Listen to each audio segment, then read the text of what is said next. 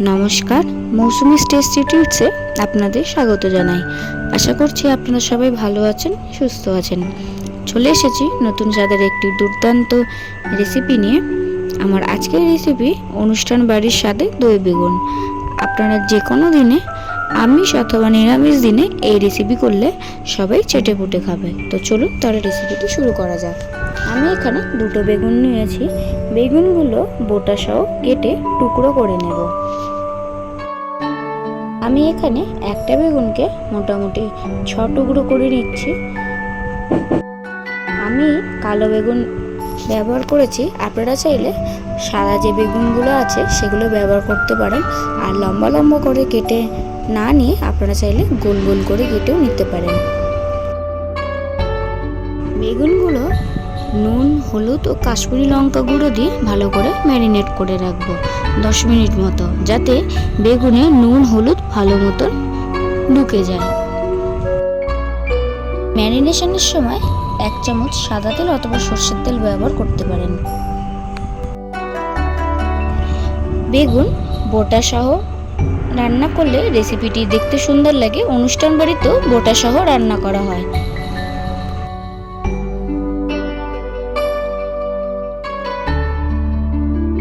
একটা পাত্রে দই নিয়েছি 4 টেবিল চামচ মতো, এবং তার মধ্যে 1 চামচ চিনি ও হাফ চামচ কর্নফ্লাওয়ার দিয়ে ভালো করে ফেটিয়ে নেব।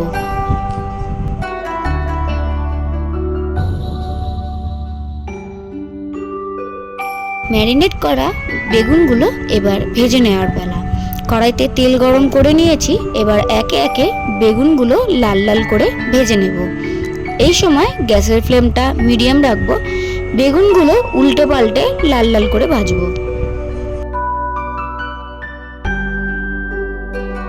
দেখুন, বেগুনগুলো একদম লালচে লালচে করে 2 পিঠ আমি ভালো করে ভেজে নিয়েছি।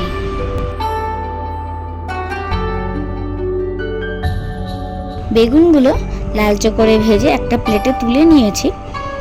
বেগুন ভেজে রাখা তেলেই 1 চামচ 5 ফোড়ন দিয়ে 5 থেকে 6 সেকেন্ড মতো ভেজে নেব।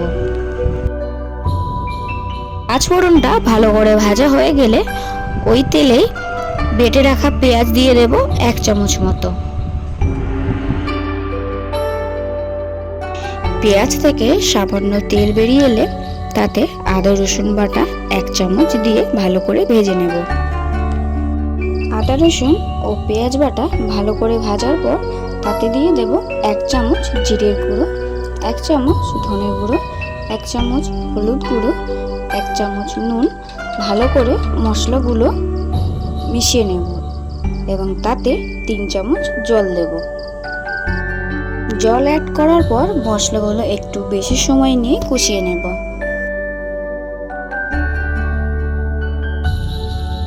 আমি এখানে প্রায় 10 থেকে 12 মিনিট মতো সময় নিয়ে ভালো করে মশলাটা কষিয়ে নিয়েছি। মশলা থেকে তেল ছেড়ে আসলে ফেটিয়ে রাখা টক দইটা দিয়ে দেব। দইটা ভালোভাবে মশলার সাথে মিশিয়ে নেব।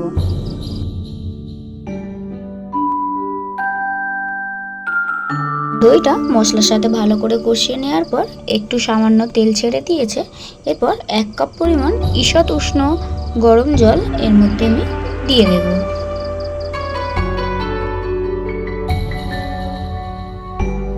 গ্রেভিটা ফুটে আসলে গ্যাসের ফ্লেমটা একদম লো করে ভেজে রাখা বেগুনগুলো একে একে আমি গ্রেভির মধ্যে দিয়ে দেব।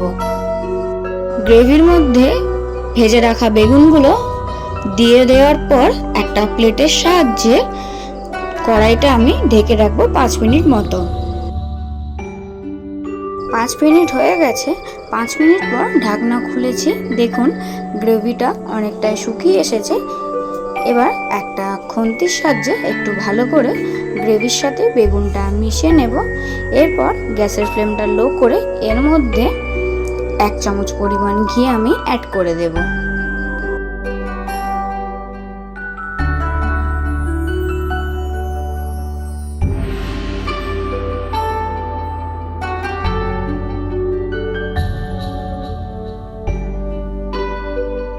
ঘিটা ভালো করে গ্রেভির সাথে মিশিয়ে নিয়েছি।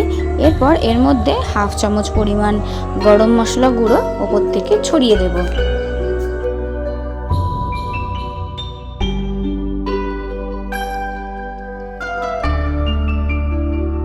এবার গ্যাসের ফ্লেমটা অফ করে দেব।